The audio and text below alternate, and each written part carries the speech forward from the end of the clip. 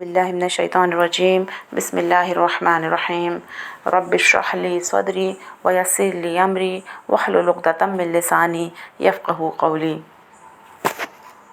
आज मेरा मौज़ूए सुख़न है भूखों को खाना खिलाना।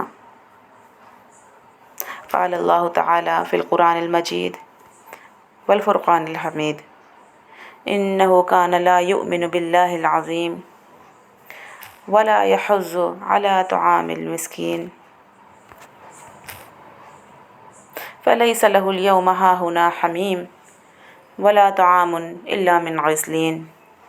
कि यकीनन वो अज़मत वाले अल्लाह पर यकीन न रखता था और न ही मिस्कीन को खाना खिलाने की तरग़ीब देता था। क़यामत के दिन उसका कोई दोस्त न होगा और सिवाय पीप के उसका कोई खाना न होगा।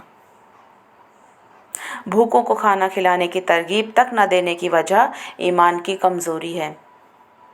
जिसका जितना ईमान कमज़ोर होगा उसकी नेकी उतनी ही कम होगी। जो फाके करने वालों की मदद नहीं करता तो क़यामत के दिन उसकी भी कोई मदद करने वाला न होगा। भूखों को खाना खिलाना तो दूर की बात है, जो लोगों को इस नेकी की तरग़ीब भी नहीं देता तो क़यामत के दिन उसका खाना महज़ दोज़खियों के पीप के अलावा और कुछ भी न होगा। क्या आपने सोचा है क्यों रब्बे करीम इस खिदमत को ना करने पर इतने गुस्से में आते हैं?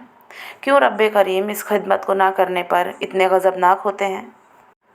वो इसलिए कि मेरे दोस्तों, हम क्या जानें कि वो कैफ़ियत, वो तड़पना, वो भूख की शिद्दत क्या होती है, क्योंकि हमने कभी इसे महसूस नहीं किया सिवाय रमज़ान के चंद घंटों के, वो भी इस बात को जानते हुए कि चंद लम्हों में हमें बेशुमार बेइंतहा लज़ीज़ पकवान मैसर हो जाएंगे।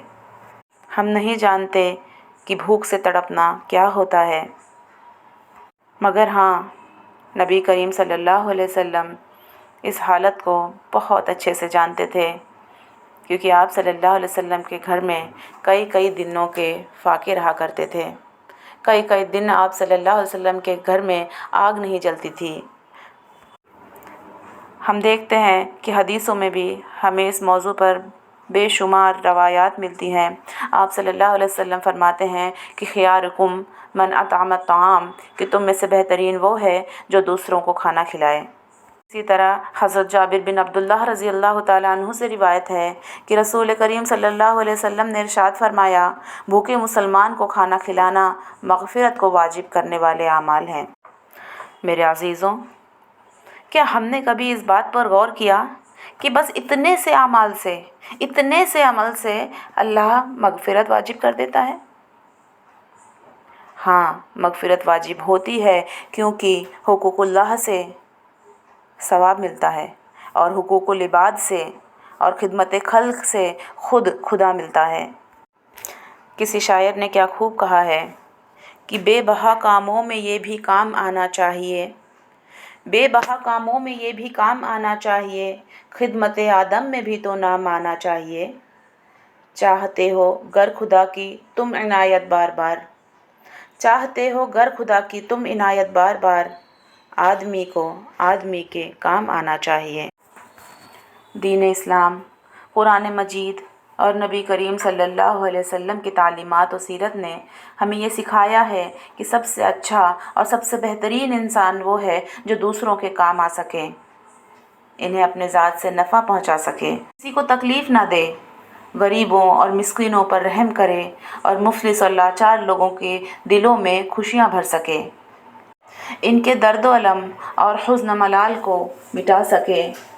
इन्हें किस तरह मदद की ज़रूरत हो तो मदद कर दे, या कुछ नहीं कर सकता तो कम से कम इनके साथ चंद मीठे अल्फाज ही कह दे, ताकि उनके तफक्कुरात में कुछ कमी आ सके।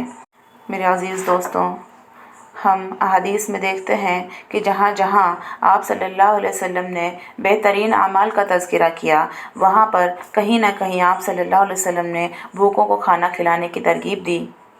अबू मूसा अशअरी रज़ी अल्लाह ताला अन्हु से रिवायत है कि अल्लाह के आखिरी नबी सल्लल्लाहु अलैहि वसल्लम ने इरशाद फरमाया कि भूखों को खाना खिलाओ, मरीज़ की आदत करो और बेगुनाह कैदियों को छुड़वाओ। اسی طرح آپ صلی اللہ علیہ وسلم نے ارشاد فرمایا کہ تطعم الطعام وتقرأ السلام علی من عرفت ومن لم تعرف، کہ جب آپ صلی اللہ علیہ وسلم سے پوچھا گیا کہ بہترین اعمال کیا ہیں تو آپ نے فرمایا کہ بھوکوں کو کھانا کھلاؤ اور سلام کو عام کرو اگرچہ تم اسے جانتے ہو یا نہ جانتے ہو۔ اس لیے میرے عزیز دوستوں، ہمیں چاہیے کہ ہم ایسے لوگوں کو تلاش کریں جن پر اس طرح کے حالات گزر رہے ہیں، جو لاچار ہیں، جو مفلس ہیں، جو ہم سے سوال نہیں کرتے لیکن مجبور ضرور ہیں۔